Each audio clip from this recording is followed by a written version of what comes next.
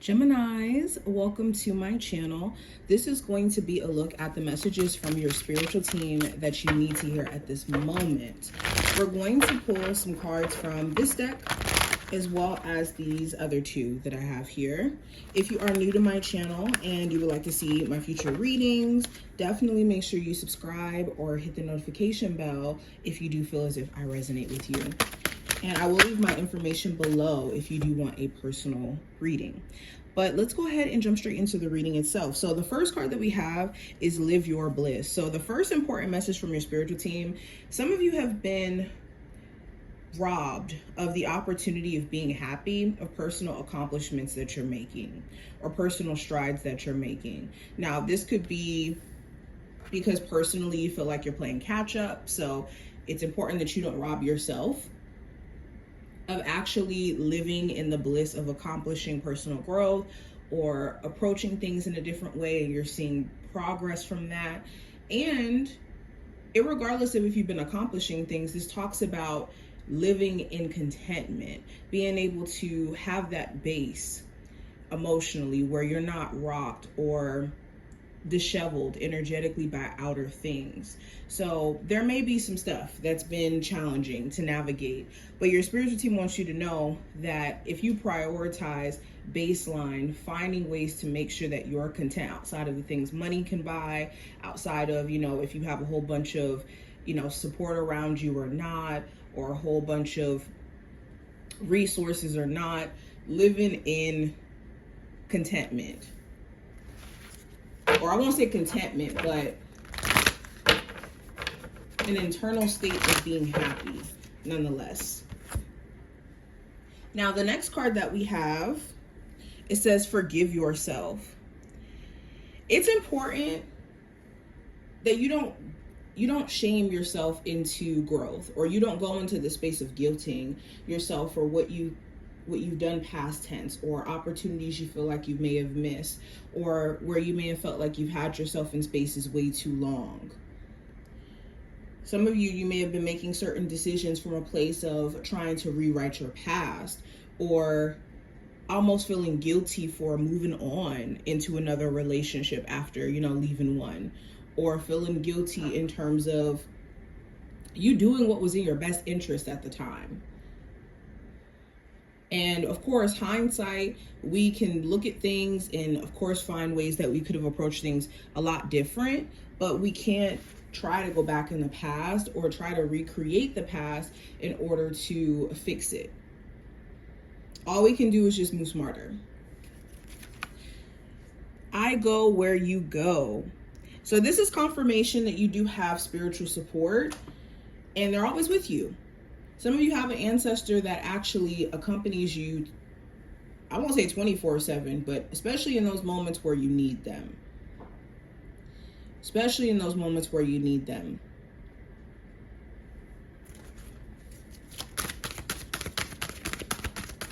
It's important to also know that wherever you go in life, you follow as well. Not just your spiritual team, but you. So that's the person you always need to make sure is good. I wonder if there's a message behind this. Oh, it is.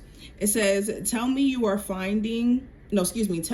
you finding the occasional stranger has a crush on you? That, for words, you've almost mindlessly chosen, hearts broken too long, but begin to heal. What? Let's try to read this over. I feel like I'm reading this so weird. It says, tell me, are you finding that the occasional stranger has a crush on you? That, for words, you've almost mindlessly chosen, hearts broken too long, begin to heal.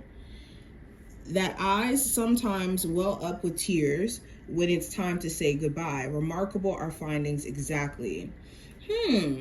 So this card is also about connections. Some of you may be attracting genuine love into your life, and there's this fear of being vulnerable or allowing yourself to feel. And this could be based off of you've been just healing and taking time out for yourself, that putting yourself in that space again is a bit of a journey. So your message here is there's so much beauty in loving, even if it does come with the risk of disappointment. Anything with life where we love it and we appreciate it, there is an opportunity for it to disappoint us. But we don't need to focus on what could potentially go wrong in a way where it makes us afraid.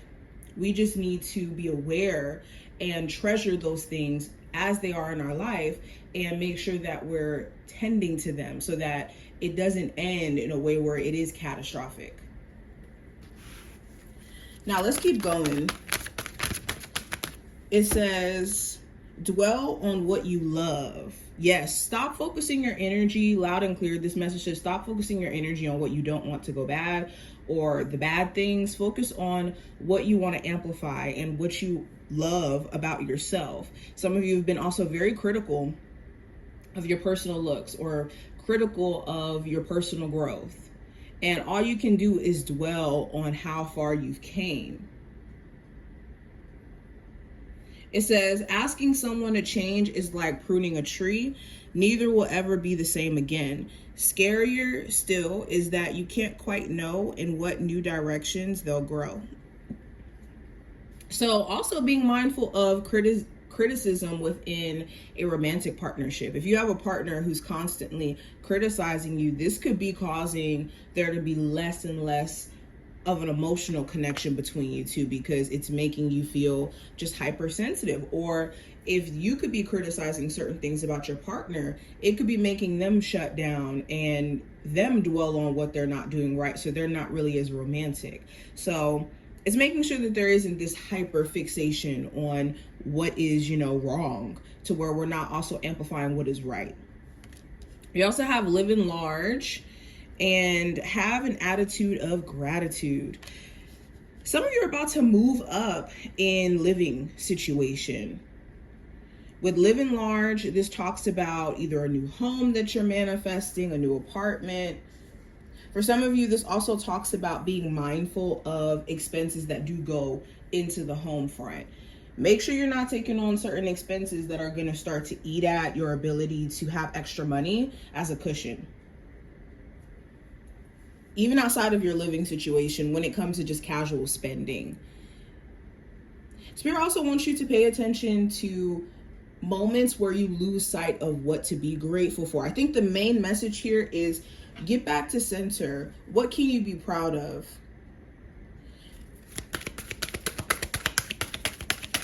Let's keep going. What are the important messages coming through for my Geminis at this moment? What do they need to hear at this moment? What's important? To truly flourish is to release all the tension that holds me back from letting love pour through me. So for any of my Geminis who have been trying to date, you have been trying to connect with new people, in order for this to happen, you have to allow yourself to be vulnerable. You have to allow yourself to let your guard down, not in a way where you're letting your boundaries down. Your boundaries is one thing. A guard is more of a defensiveness for no reason. You have to prove yourself to me in ways that's, unrealistic. That's when we know that we're in our ego and in our guard, when we're asking for unrealistic things from others in ways where we just want to be validated in regards to them, truly wanting the connection. And there's nothing wrong with wanting to be validated in terms of the person you're dealing with and them wanting to be with you.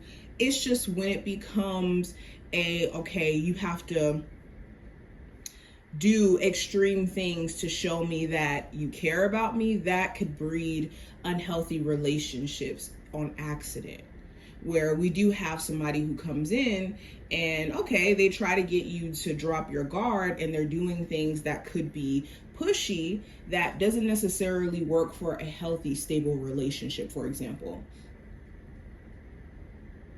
Okay, also it says, I share my light with the world. Some of you are actually meant to be public speakers or to be showcasing certain gifts or talents. You may be meant to be a spiritual healer to some degree, or to showcase some sort of message. So if you feel drawn to this path, this is a confirmation moment for you. I also have, I practice forgiveness. It says, forgiveness is freeing. By forgiving yourself and others, you allow yourself to move forward with confidence and peace. Open up to all the love and joy you deserve by letting go of what no longer serves you. Another card about forgiveness. So we have two cards about forgiveness. So emphasis on the forgiveness of self, emphasis on forgiveness of others as well. Not because, we want to let those people back into our lives or we want to give them grace just to give them grace, but because we don't want to have that funky energy stuck to us and in our vibration to where we're not able to move along. That's why people who do us wrong, they can end up in better situations than us if we harp on the fact that they've done us wrong, because that person, they're free of emotional weight. So they're moving along like nothing happened. But the person that has been, hurt or put through things, they kind of have to sit with that energy, and it can kind of push away blessings that try to come in spite of that disappointment if we're not careful. What are the messages coming through for my Geminis from their spiritual team? What do they need to hear at this moment? We have the Star and the Five of Cups as the first two cards. So the Star represents optimism, healing, the divine, fate. The Five of Cups represents a fixation on what we didn't do right, or what we feel like should have went differently, or where emotionally we feel like there's things that were a bit messy that we still don't quite understand. Now, with these cards, I think your spiritual team wants you to focus more so on your healing path. With the Five of Cups, some of you have been way too caught up in what went wrong within a relationship in your past, what would have went wrong, or what went wrong in a business endeavor that didn't necessarily take off the ground, to where you're actually missing the opportunity to either better that relationship if it is currently in your life, or you're trying to in the future have it in your life, or your ability to connect with anyone new, because there's so much of a fixation on what did not manifest that you're missing out on the fact that there's a whole river behind this person, and also two cups for them to fill up with water. Shoot, if they even wanted to pick up one of these cups and reuse it, they could too. Or three of them could pick them all up and get a whole new supply of water. But we could be so caught up with what didn't work out that we miss this. Now, the Seven of Wands, the Page of Wands, and also the Page of Cups, this does also talk about defending what you've worked for. Some of you feel like you have to be on this edge where it's like, okay, I have to protect what I've worked for. I have to defend myself in terms of the personal growth that I've done. And you don't necessarily need to protect yourself, because your personal growth is the protection. You learning from your past is the protection, to where you can use your discernment to navigate situations and not go into situations with extreme expectations off the rip, so that people can show you who they are. For example, if this is love, or if this is, in your career, if you've had certain challenges come to be and you survived them, now you can turn this into inspiration, but also a new approach to things. And I think that there's a whole new set of opportunity that comes with that. So be mindful of feeling like you need to overly protect yourself by being defensive towards opportunity, or boxing yourself in, when all you need to do is just lead with your new understanding and a new approach. This is what I see.